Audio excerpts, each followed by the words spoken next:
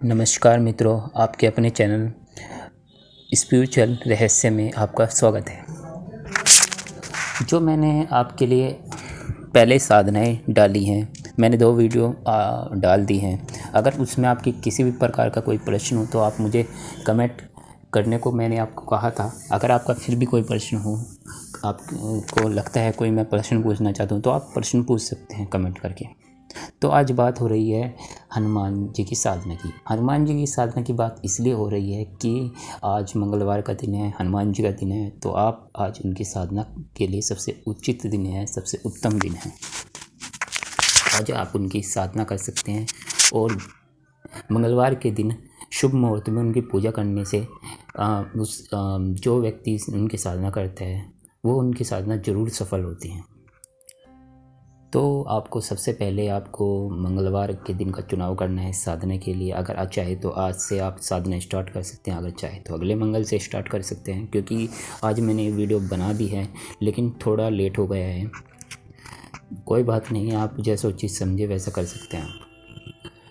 फिर आपको करना ऐसे है कि आपको मंगलवार का दिन सबसे पहले सुबह उठ जाइए। अगर आप सुबह नहीं, आपका टाइम लग रहा है या फिर आपके पास टाइम नहीं है सुबह का, तो आप शाम के टाइम कर सकते हैं। मंदिर में जाना है, हनुमान जी को प्रसाद चढ़ाना है, उनको फूल चढ़ाने हैं, ठीक है ना।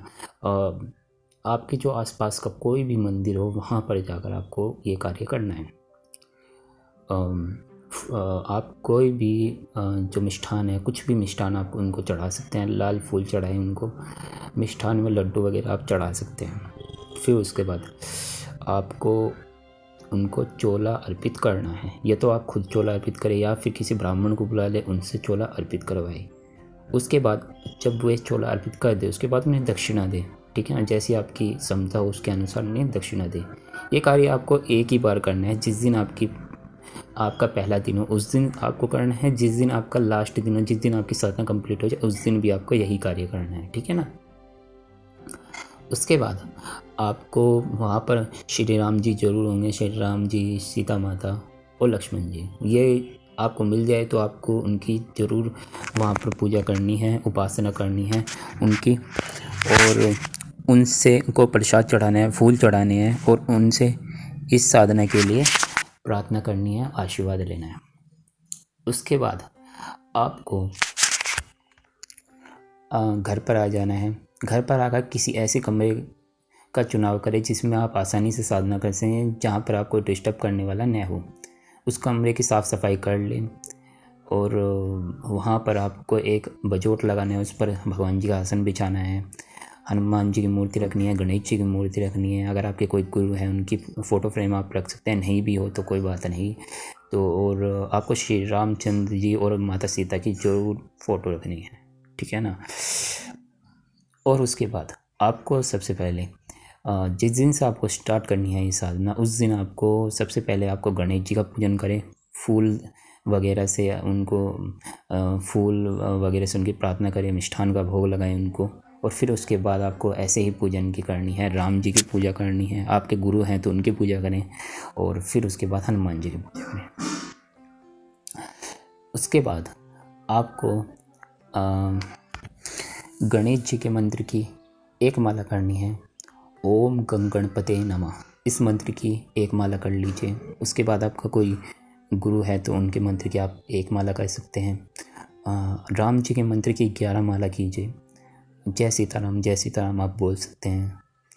उसके बाद आपको हनुमान जी के सीधे सीधे पाठ करने हैं बजरंग बाण के। पहले तो उनसे प्रार्थना कीजिए कि मैं जो ये साधना कर रहा हूँ उसमें बिना किसी विघ्न के पूर्ण हो, उनसे आशीर्वाद लें और फिर आपको स्टार्ट करने हैं ये पाठ। उसके बाद आपको आसन पे अपना जो भी आप लाए होंगे, बजरंग बाण की जो पुस्तक लाए हैं, पतली सी आती है बहुत छोटी सी, आपको वो लाकर पढ़नी है। और लाइए गीतापुर गोरख प्रेस वालों की लानी है, कोई और नहीं लानी है। उसके कम से कम आपको डेली, अगर आप चाहें, आपकी इच्छा हो तो आप उसके 1 पाठ कर सकते हैं, 5 पाठ कर सकते हैं, 11 पाठ कर सकते हैं, 21 पाठ कर सकते हैं, 51 और 108। आपकी जैसी इच्छा हो इतने इतने पाठ आपको करने हैं। और आप 41 दिन की ये साधना है। जो भी आपकी इच्छा हो, परेशानी हो, किसी भी प्रकार की आपके जीवन में समस्या क्यों ना हो, हर प्रकार की इच्छा समस्या को दूर करती है ये साधना इनकी, हनुमान जी की। शुद्ध सात्विक रहकर इनके ये पाठ करने हैं। डेली आपको पकड़नी है। अगर आपने एक दिन एक पाठ पकड़ा है तो आपको डेली ही एक एक करना है। अगर आपने 5 पकड़ ले 5 ही करने हैं। अगर आपने 21 पकड़ ले तो 21 करने हैं। आपकी जैसी क्षमता उसके अनुसार ही आप कीजिए। उसके बाद आपको जब आपके ये पाठ पूर्ण हो जाएं, डेली का ये नियम रखना है आपको। जब ये सभी पाठ आपके पूर्ण हो जाए उसके बाद आपको आरती करनी है, हनुमान जी की आरती करनी है। सबसे पहले तो राम जी सीता माता की आरती करें और फिर इनकी आरती करें हनुमान जी की। जब इनकी आरती हो जाए तो फिर आपको इनके आगे हाथ जोड़कर मस्तक झुकाकर आपको वहाँ से उठ जाना है, ठीक है ना। जब आपकी साधना ये आपका डेली का आपका पाठ हो जाए।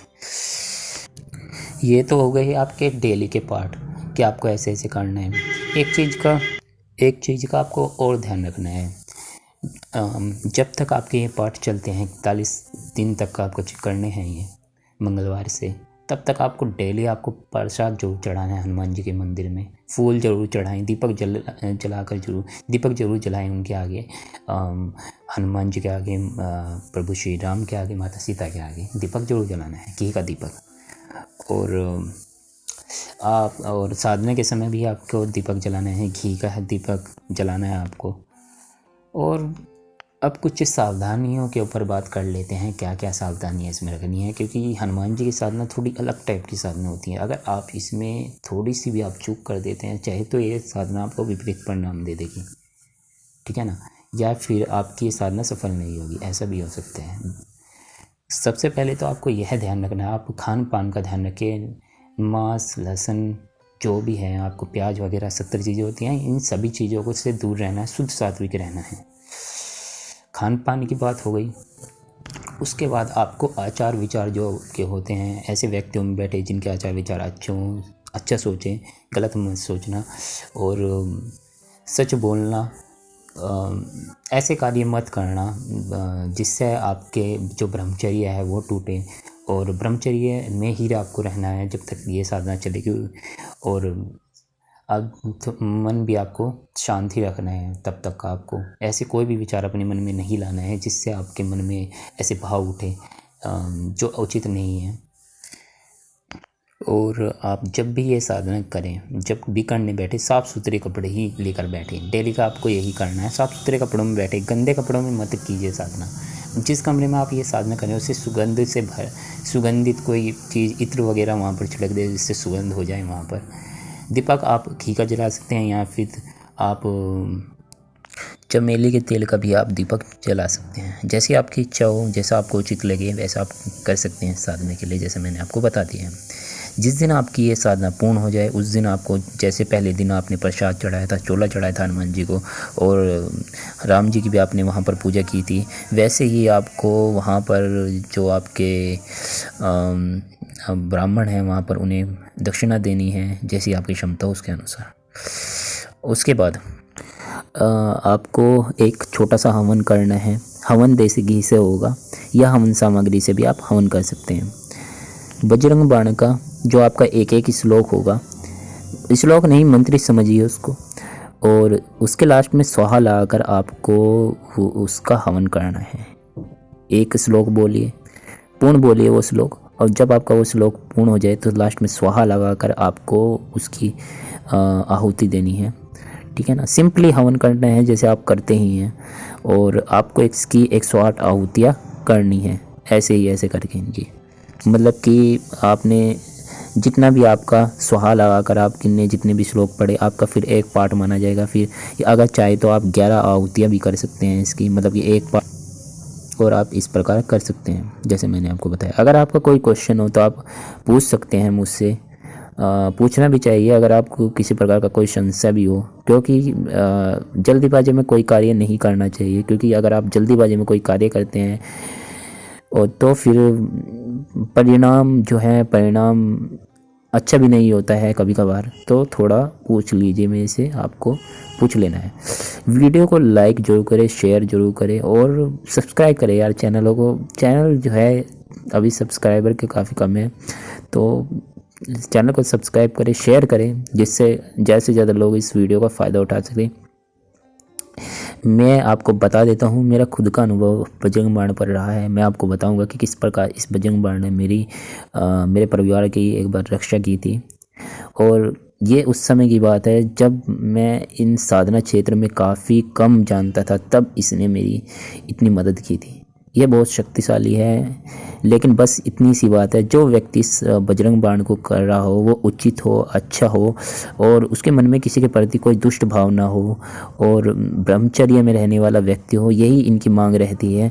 हनुमान जी की साधना की यही मांग है कि व्यक्ति ब्रह्मचारी जरूर हो। जो व्यक्ति ब्रह्मचारी नहीं है, अगर वो इस साधना को करेगा तो उसको फल नहीं मिलेगा इसका। ये मैं पहले ही कह देता हूँ। तो आपको इस चीज़ का ध्यान रखना है, ब्रह्मचर्य में जरूर रहना है आपको जब तक ये साधना चले। और अगर आपका कोई क्वेश्चन है तो आप मुझे पूछिए, कमेंट कीजिए। नमस्कार, जय श्री राम।